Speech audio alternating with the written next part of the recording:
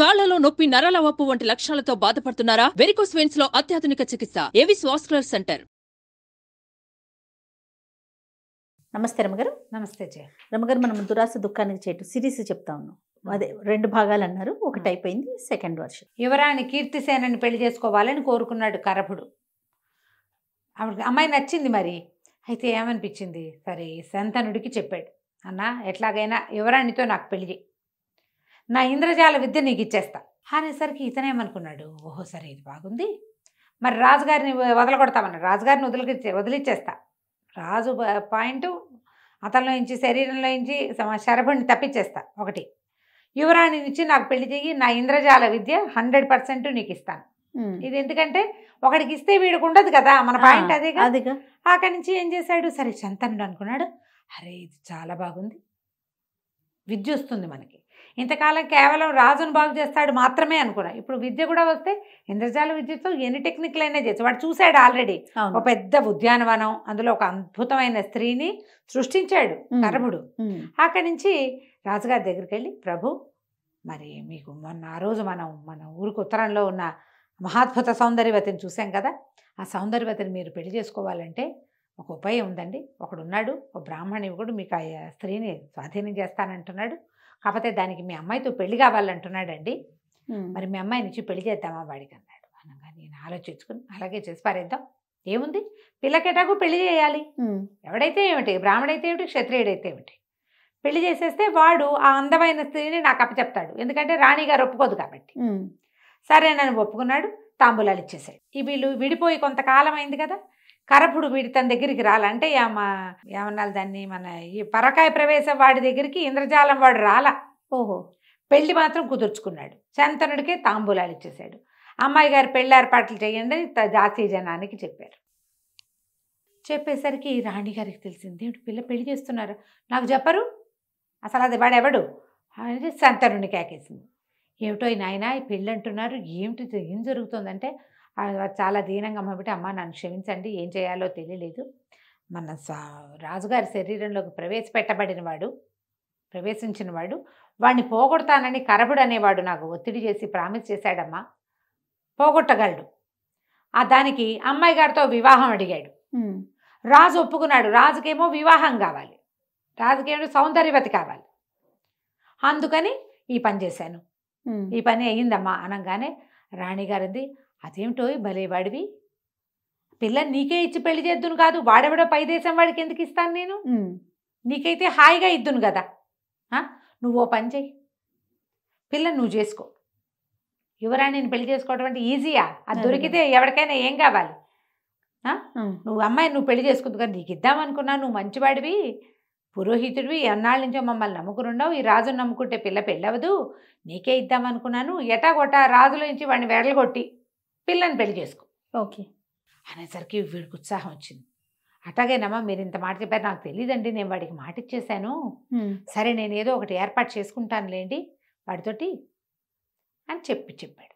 చెప్పేసరికల్లా దాసి వాళ్ళు ఎవరో ఇది వినేసి వెళ్ళి కీర్తిసేనకి చెప్పారు, అమ్మాయి నేను పెళ్లి చేసుకునే వాడు ఎవడో కాదుట, ఆ రోజు వచ్చాడు కదా ఒకడు మాడి మొహం వేసుకుని, వాడే ఇస్తారట, వాడి దగ్గర ఇంద్రజాల విద్య ఉందిట, వాడు అదేమో శంతనుడికి ఇస్తానన్నట్ట, ఇంద్రజాల విద్య కోసం ఒప్పుకున్నానమ్మా అని చెప్పాడు. ఇదా ఇస్తాట, అదేమిటో చూడాలి మీరు అనేసరికి కీర్తిసేన మహా గండకత్తెర అమ్మాయి, అది మామూలుది కాదు. అదేం చేసింది, ఓ చెలికత్తెన ఒకదాన్ని, దీనికి అమ్మాయే గట్టిది, అమ్మాయి గడసరి, దీనికంటే బహుగడసరి అయిన ఒక చెలికత్తెర పిలిచి, వసేవు నువ్వు వెళ్ళి కరపుడి దగ్గరికి వెళ్ళి కొంచెం వాడిని బాగా లైన్లో పెట్టు, ఇగో ఇది విషయం అని వాడికి చెప్పింది. ఈ చెలికత్తె మంచి తుంటరిది కూడా, అది కాస్త ఆ కరపడి దగ్గరికి ఆ ఇంద్రజాలం మధ్య దగ్గరికి పోయి, ఏమిటి నువ్వు రాజకుమార్తెను పెళ్లి చేసుకుంటున్నావుట, ఏమన్నా భయపడి చెప్పలేదో ఏమిటో, నిన్న కూడా చూడడానికి వచ్చావు, నీకు నాకు పెళ్ళిటోయ్ అని ఆవిడకి చెప్పచ్చు కదా, నువ్వు చెప్పలేదు, ఇప్పుడే తెలుసుకుని ఆవిడ ఎంత సంతోషించిందో, మొట్టమొదటిసారి 10 రోజుల నాడు నువ్వు వచ్చావే, అప్పుడే అసలు నీ మీద మనసు అయింది యువరాణికి, చిన్నపిల్ల కదా ఎవరో ఒకళ్ళ మీద మనసు పడుతుంటుంది, నీ మీద చాలా మనసు అయింది, నువ్వేమిటి ఇంద్రజాల విద్య ఇస్తానన్నావుట శంతనుడికి, ఎందుకు అనవసరంగా వాడికి ఇవ్వటం, వేస్ట్గాను అట్లా ఇవ్వకూడదు, ఓ పని చేయి, నువ్వు రాజకుమార్తెను పెళ్లి చేసేసుకో, పెళ్లి చేసుకున్నాక నీ విద్యను నీ భార్యకి ఇచ్చుకో హాయిగా, రాజకుమార్తెకి ఇవ్వు విద్య అంతేగా. శంతనుడికి ఎందుకు మధ్యలో ఇవ్వడం? ఇస్తే పోతుంది, నీ దగ్గర ఉండదు కదా. యువరాణికి ఇస్తే నీ దగ్గరే ఉంటుంది, రేపు నీకు పిల్లలు పుడితే మీ ఇంట్లోనే ఉంటుంది, ఎంత బాగుంది చూడు అని ఎక్కేసి. ఈ లోపల శంతనుడికేమో రాణిగారు ఏం చెప్పింది, పిల్లని నీకే ఇస్తానందిగా. శంతనుడు గబగబా ఈ కరబడి దగ్గరికి, ఇంద్రజాలం వాడి దగ్గరికి వచ్చి, అరే బాబు నువ్వు తొందరగా చేసేసేయాలి, అర్జెంటుగా నాకు ఆ విద్య ఇచ్చేయి, నువ్వు ఈ పని చేసేయి, ఇవాళ ఇప్పుడే అని తొందర పెట్టాడు. తొందర పెట్టేసరికి ఈ కరబడి అన్నాడు, సరే ఎవడైనా చచ్చిపోయిన వాడి శవాన్ని ఒకదాన్ని చూడు, శవాన్ని చూసి నువ్వు ఊరికి ఉత్తరంగా చేర్చావంటే మళ్ళీ పన్నుదాం వ్యవహారం ఇంద్రజాలం అని చెప్పాడు. సరే ఇంతలో ఏమైంది, ఒక గొల్లల కుర్రవాడు ఒకడు, ఆవులు కాచేవాడు ఒకడు 19 ఏళ్ళ వాడు చచ్చిపోయాడు. 18 ఏళ్ళు కూడా లేవు, 16-17 ఏళ్ళ వాడు చనిపోయేసరికల్లా ఈ శంతనుడు ఏం చేశాడు, వాళ్ళకి చెప్పి ఒరే కీడు దీన్ని ఏమి చేయకూడదు, నేను పారేయిస్తానని ఆ కుటుంబం వాళ్ళని నమ్మించి ఆ డెడ్ బాడీని ఇక్కడికి చేర్చాడు. ఈ ఉత్తరానికి చేర్చి రాజుగారికి ఏం చెప్పాడంటే, ఇదిగోనండి మనం ఆవిడ మనని రమ్మంటోంది, వివాహం ఏర్పడింది, అమ్మాయితో ఇంద్రజాలం వాడికి పెళ్లి కుదిరిచేసాం కదా, బ్రాహ్మడికి పెళ్లి కుదిరిచాక బ్రాహ్మడు మిమ్మల్ని రమ్మంటున్నాడు, ఆ అమ్మాయి కూడా మిమ్మల్ని రమ్మంటోంది, అపూర్వ సౌందర్యవతి, ఊరికి ఉత్తరంగా ఉన్నావిడ, పదండి వెళ్దామన్నాడు. అనగానే రాజుగారు ఉత్సాహంగా బయలుదేరాడు. పెద్ద ఇది ఏమంటారు ఉద్యానవనం, అందులో ఆ గోలకుర్రవాడి డెడ్ బాడీ, ఆ పక్కనే కూర్చుని ఏడుస్తున్న మహాసౌందర్యవతి కనపడ్డారు. ఓకే, బాడీ నిజమే, చుట్టూతా కనపడుతున్న తోట అమ్మాయి అబద్ధం, అది ఇంద్రజాలం. ఆవిడ ఏడుస్తుంటే రాజుగారు వెళ్ళాడు, చూడంగానే ఆవిడ చూస్తే సంతోషించాడు. ఎంత కన్నులు పండుగ, ఎందుకు ఏడుస్తున్నావు నువ్వు అన్నాడు. ఏడుస్తున్నానంటే ఆవిడ ఏం శవాన్ని చూపించింది. ఏం చేయను, వీడు మా నాన్నకి నమ్మిన బంటు, మా నాన్న ఎక్కడో నిధి పెట్టాడు, దాచిపెట్టాడు, ఆయన చచ్చిపోతూ వీడికి చెప్పాడు, వీడేమో ఇందాక పాము గరిచి చచ్చిపోయాడు, ఆ రహస్యం పోయిందని ఏడుస్తున్నాను, వీడు చచ్చిపోతే నేను ఎందుకు ఏడవాలి, లెక్క ప్రకారం అక్కర్లా, నిధి రహస్యం పోయింది కదా, అంతేగా.